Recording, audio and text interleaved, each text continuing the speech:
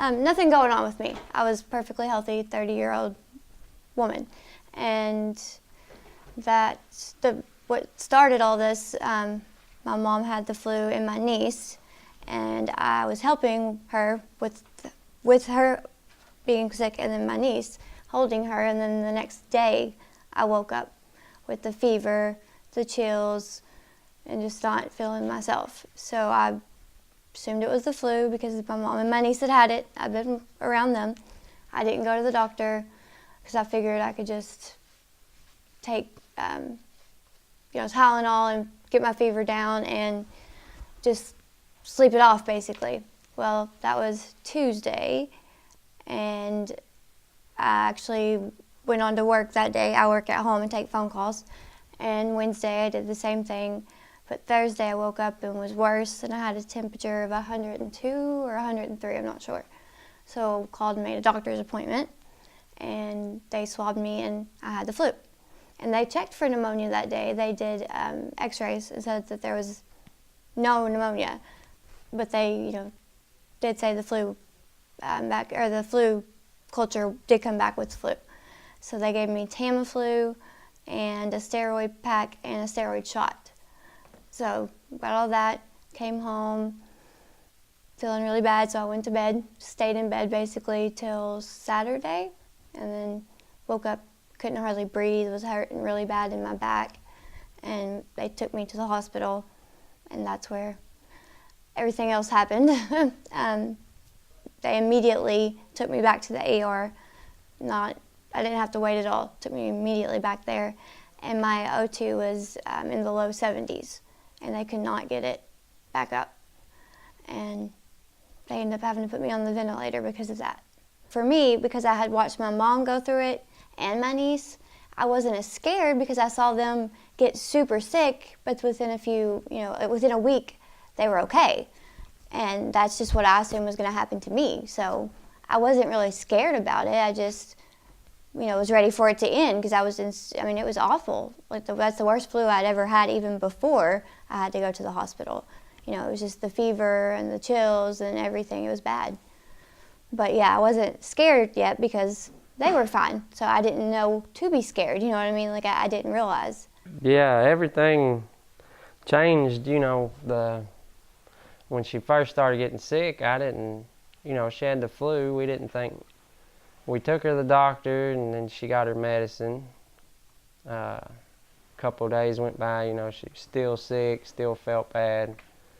And then Friday night, she was complaining about her back hurting, so, I asked her if she needed to go to the hospital or anything, and she didn't, she said, no, if I don't feel better tomorrow, we'll go to the hospital. And then the next morning, it woke me up because she was breathing so hard. She couldn't walk, couldn't do anything. I had to pack her to the car. I said, well, we're going to go to the hospital. So we went to the hospital. I thought she had collapsed her lung by the way she was hurting so bad, just breathing. It ended up being the pneumonia, which it actually was pretty much collapsed because there was so much pneumonia in there. But, from being the way everything was before she got sick to now, it's night and day. It's completely different now. At 2 o'clock the day that she went into the emergency room, she was sitting up in the bed talking to us. She was on the CPAP, I believe that's what it was called, CPAP, at that time, and they were going to admit her into CCU. About 3 o'clock, they came in and moved her up, and within 2 or 3 hours, she was on life support. And, they weren't giving us much hope. In fact, they told us, if anybody wanted to see her, we needed to call the family in. And it was like that for the first week. We were up and down and up and down. We would get her kidneys stabilized, and then her liver was starting to fail. It was just constant, Then, we got, the liver was getting better, and then we had to put her on dialysis. And she went through a 26-hour dialysis treatment. And then, we were doing better, on that for a while, and then we had to go back and go through 2 more dialysis treatments. They were just the 4 to 6 hour treatments. She had, blood transfusions, and she was on the rotoprone bed. Every time we went in to see her, there was some new crisis. And of course the doctors, told us that was the way it would be. And even after she came off the vent, she had a couple of nights where they had brought the vent back up because they thought they were going to put her back on. And it was just like a roller coaster, not knowing one day to the next if she was going to be with us. I honestly didn't think she was going to make it. And then after the first few days, she made it through the first few days, and then everything started kind of, one thing would get better and then something else would happen, but eventually it got to where everything, I was just excited, really ecstatic that she was going to make it. For about 2 weeks, many thought Christa wouldn't make it, leaving a young son and family, but finally a glimmer of hope. I stayed at the hospital until January 15th. So until January the 15th, it was when I finally felt that she was out of danger. And she went in on December the 30th. So it took that long for us to feel that we weren't going to lose her, that there was a light at the end of the tunnel. Once Christa started to turn the corner, she started to realize where she was and started to discover what had happened since going to the hospital. Probably within 10 days of being there, because I was on the ventilator for 9 days. So it was probably the 10th day, I think, or 9th or 10th day I was there. When I first woke up, too, I didn't realize what was going on with my hands and feet. And when they came to change the dressings, I don't know. I really don't know how my initial response was, but I do know that I didn't want to watch them change the dressings on my hand. I don't know why, but I didn't want to see it. I didn't want any part of it. So they had to put a pillow up where I couldn't see it. And I don't know why I did that, but I guess I didn't want to accept it, maybe. What I remember was just all the tests I had ran, CT scans, x-rays about every single day. I had to see all these different doctors, the lung specialist, the foot specialist, the hands. So I just dealing with that. And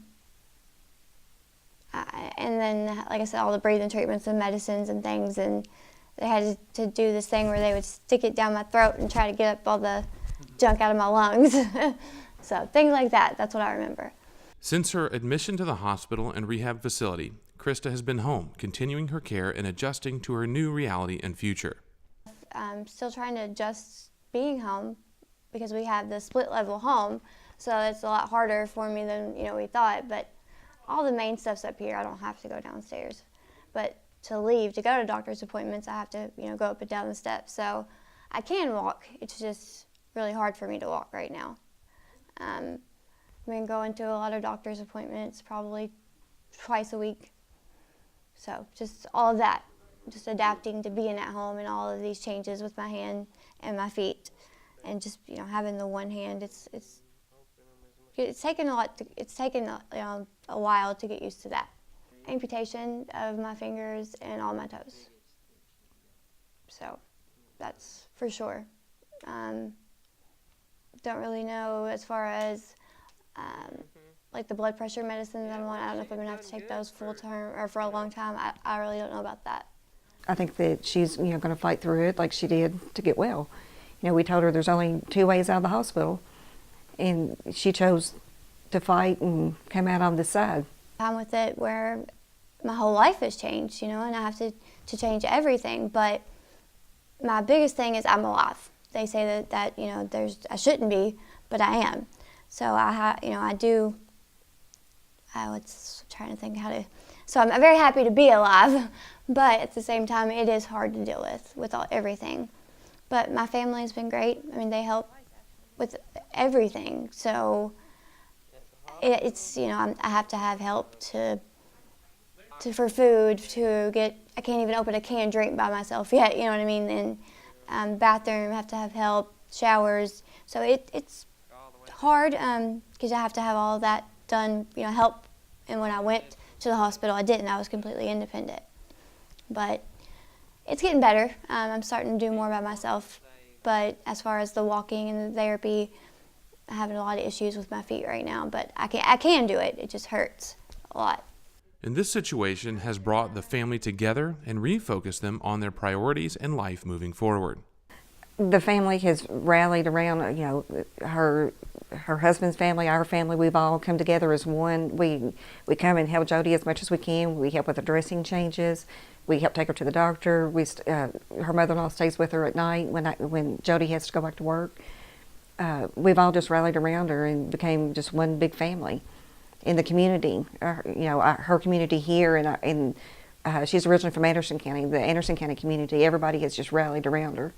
I think we all tend to lose our faith, and not really lose our faith, but we put our faith on the back burner.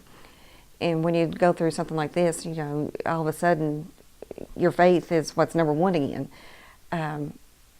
Christa had never been baptized, and that was a big thing that we were worried about. So a local minister came to the hospital while she was off a ventilator and baptized her for us. So your priorities change. You realize, that going to a ball game is a lot more important now, because if I miss one, it's not a big deal, but it might have been your last one. The last time that you would get to see your son play. Like she said, she didn't get to tell her son anything before she went on the ventilator. But now that she's alive, there was one. I think we all took for granted that there was going to be tomorrow, and now we don't. We just tell everybody how we feel and share how much we love people, and because we're not guaranteed tomorrow now, and it took something like this to make us really realize that.